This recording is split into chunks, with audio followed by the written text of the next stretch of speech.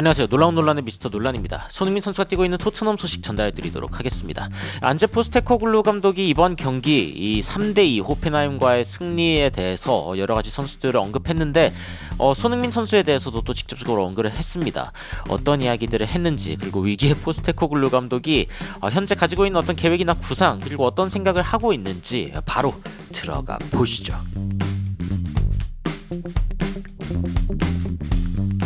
자, 일단 시기가 어려운 시기들이 있었죠. 토트넘에 여러가지 어려운 시기들이 있었는데 그 상황들을 좀 이겨내게 해줬던 어떤 비법이 있냐, 그리고 결국에는 성공을 거두는 자신의 어떤 방법이 있냐 라는 질문이 들어왔습니다. 제가 봤을 때 사실 지금 포스테코글루 감독한테 할 만한 질문은 아니에요. 왜냐면 완벽하게 위기에서 벗어났다고 보기도 어렵고, 리그 상황 너무 안 좋고, 그리고 사실 프리미어리그 와서 무언가를 이뤘다라고 이야기할 수 있는 상황은 아니기 때문에 그렇습니다만, 여하튼 감독으로서 힘들 때가 있었고 그거를 극복해 나갔던 이 과거의 어떤 경험들을 좀 반추할 수 있는 그런 질문이라고는 할 수 있겠죠. 그래서 이제 감독직을 오랫동안 맡아오기는 했는데 뭐가 중요하냐면 굉장히 강한 믿음을 갖는 것, 그러니까 자신이 하고 있는 것이 옳다, 그리고 그렇게 가야 어떤 비전이 있다라고 하는 것을 아주 강하게 믿는 게 중요하고, not get influenced by noise, 이 소음, 그러니까 다른 사람들이 뭐라고 이야기하는, 이래라 저래라 하는 것에 대해서 이제 너무나 영향을 많이 받는다면은, 그리고 특히 어떤 사람들의 이제 분석이나 아니면은 그 사람에 대한 평가, 이런 것들에 너무 휘둘리다 보면은 결국에는 자기 주관을 세우고 가기 어렵다 라는 이야기를 하고 있는 거죠. 그러면서 포스테코글루 감독이 나에게 항상 그것은 중요한 것이었다, 내가 무엇을 하는지에 대해서 확실하게 믿음을 갖고 하는 것, 그리고 이제 우리가 옳은 길에 있다고 나는 지금 믿고 있는 상황인데, 다른 사람들이 그것에 대해서 동의하는지 안 하는지 그것은 나에게 중요하지 않다라고 이야기를 합니다. 독불 장군이다, 이 사람은 진짜 곧 죽어도 휘지는 않고 차라리 꺾일지언정 휘지 않는 그런 사람이라고도 이야기를 할 수 있을 텐데, 그런데 또 어려운 상황 가운데 이렇게 해가지고 또 성공을 거둔 적이 있는 그런 감독이다 보니까 아무래도 이제 토트넘에서도 똑같은 그런 행보를 보여주고 있는 것 같습니다. 그리고 일각으로는 참 대단하다라는 생각이 들기도 하죠. 이런 부분들이 결국에는 자신이 집중하고 있는 부분이고, 그리고 그러니까 자신을 따르는 모든 사람들이 믿음을 공유하는 것이 결국에 가장 중요하다라고 이야기하면서 한 마음을 품고 나아가는 것. 그러니까 지금 프리미어리그는 굉장히 노이즈가 많은 환경이다라고 이야기를 하고 있기 때문에, 그리고 가장 많은 어떤 그런 노이즈가 있는 곳이다라고 이야기를 하고 있고,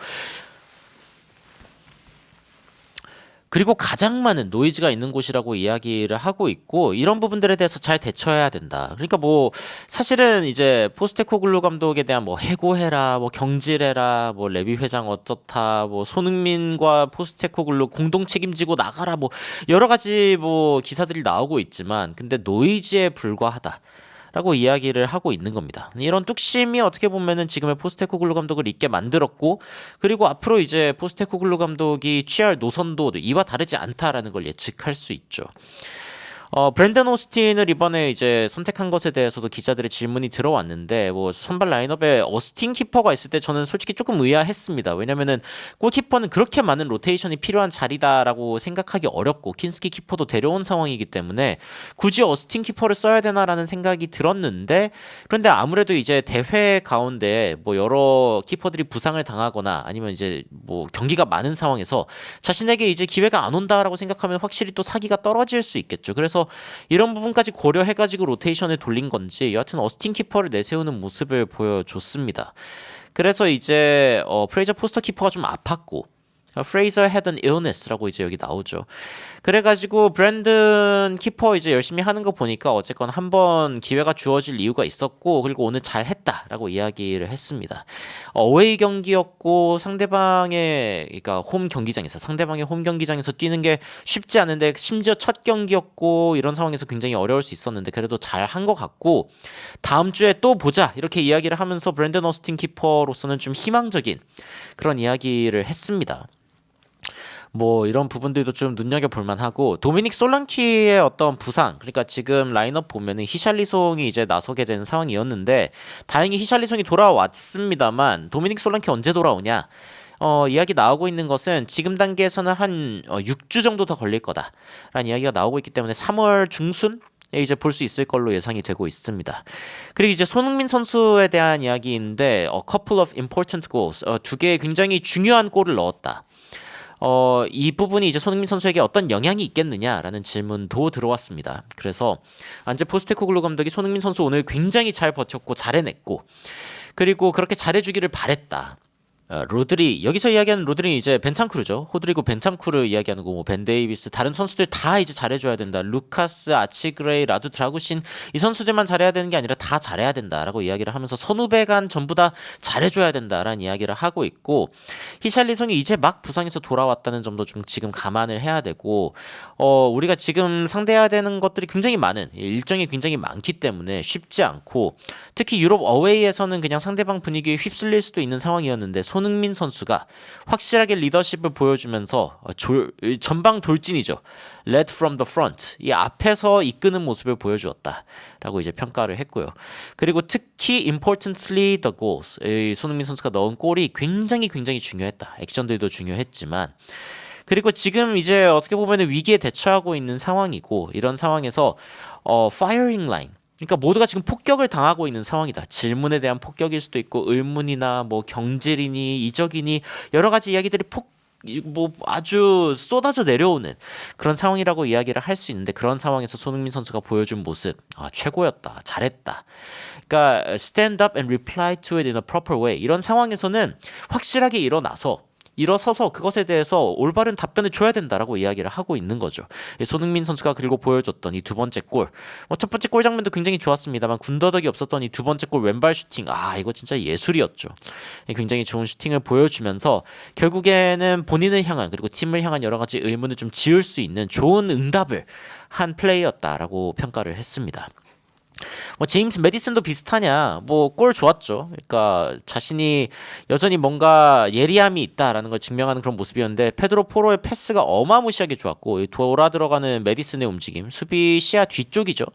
뒤쪽이기 때문에 이제 못 보는 그런 시야 쪽에서 안쪽으로 싹 들어가는 모습을 보여줬는데, 히샬리송은 이제 앞에 있었고요. 그래서 어떻게 보면은 반응이 좀 늦었을 수도 있겠습니다. 히샬리송을 막고 있다라고 생각했으면은 조금 더 늦었을 수 있고, 메디슨은 뒤쪽으로 쭉 따라 들어가가지고 퍼스트 터치 잘 가져가고 그 다음에 마무리를 짓는 그런 모습을 보여줬는데, 이것 역시 굉장히 유의미했죠. 그래서 이제 이번 경기를 딱 봤을 때 메디슨 굉장히 잘한 거는 맞다라고 이야기를 했고, 선수들이 굉장히 지쳐있는데 빠른 시간에 사실 골을 넣은 것도 토트넘의 이 승리에 굉장히 한몫을 했습니다. 사실 두 골을 일찍 넣은 게 굉장히 중요했죠. 그리고 어떤 사람이 토트넘 선수들 이제 다른 경기가 컵 경기는 좀 중요하게 생각하고 리그 경기 안 중요하게 생각하는 거 아니냐라고 이야기를 본인에게 했다고 해요. 포스테코글루 감독한테. 근데 포스테코글루 감독 그런 부분 믿을 수 없다라고 이야기하면서 매 경기 진짜 열심히 하고 있고 변명 없이 뛰고 있는 상황이다라고 이제 한 번 더 강조를 했습니다. 그러면서 이 선수들이 지금 얼마나 우리를 위해서 열심히 뛰고 있는지 내가 충분히 설명하기도 어렵다.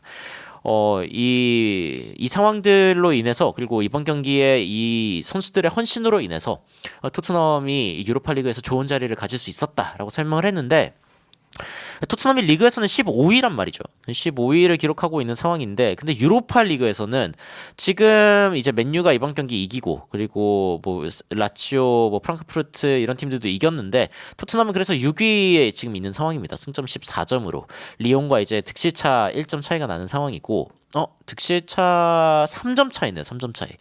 그래서 이제 토트넘이 6위에 여기는 있는데, 여기에는 또 15위에 있단 말이죠. 그래서 일각에서는 이거 토트넘이, 그러니까 리그에선 열심히 안 하고, 그리고 이제 그 유로파에선 열심히 하고 있네라는 이야기가 나오고 있는 데서 이제 좀 정면 반박을 한 것이죠.